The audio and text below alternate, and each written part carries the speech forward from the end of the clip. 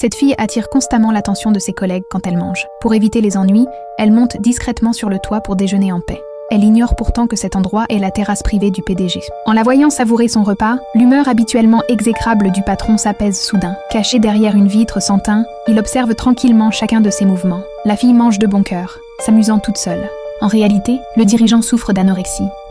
Mais ce plaisir communicatif réveille subitement son propre appétit. Dès ce jour, le PDG devient totalement accro. À chaque pause déjeuner, il se poste près de la fenêtre. Dès qu'elle prend une bouchée, il fait de même. Trouvant plus tard que le toit est trop glacial, il y installe en douce un chauffage pour elle.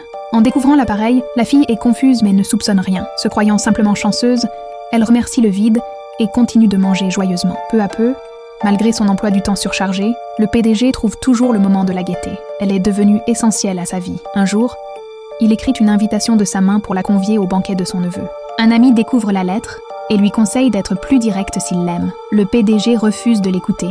L'ami feint alors de vouloir séduire la fille. Il lui remet le billet en main propre. Sous les regards jaloux des collègues, elle accepte l'invitation. Le lendemain, l'ami passe la prendre en voiture. Elle y monte avec joie, mais découvre avec stupeur que le PDG est aussi à bord.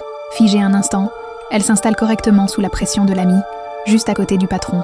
Elle ignore qu'avant le banquet, le PDG avait expressément demandé à son ami d'éviter tout tête-à-tête entre eux. Arrivé sur place, l'ami invite aussitôt la fille à danser. Le duo défile bras dessus, bras dessous devant le PDG et l'ami lui lance un geste de victoire. Le patron devient instantanément furieux.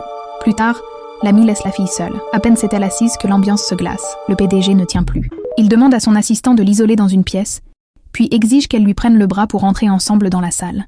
En voyant le couple apparaître, le PDG fait à son tour un geste de victoire. L'ami affiche alors un sourire fier.